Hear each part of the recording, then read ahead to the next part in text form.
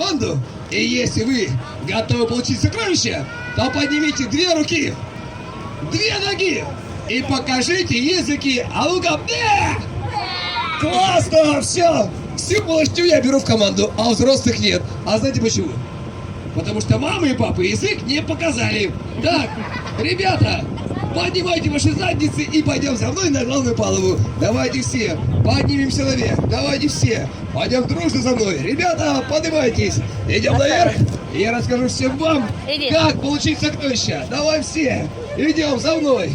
Поднимайтесь наверх. Заходите все. А взрослых я сейчас выброшу за борт. Ладно, мама и папа, я шучу, но, пожалуйста, привстаньте, если ребятам места будет не хватать. Все-таки это представление для детей. А ну-ка.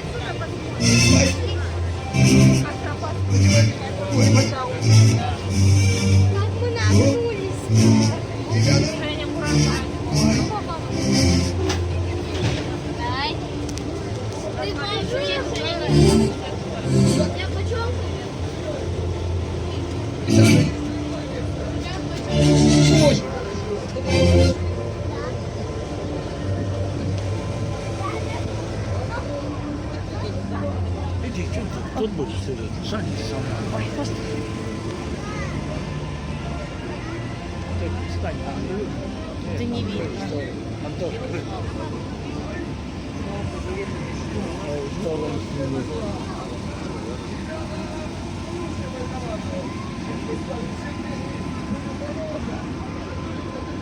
Вон туда пройти, там снимать.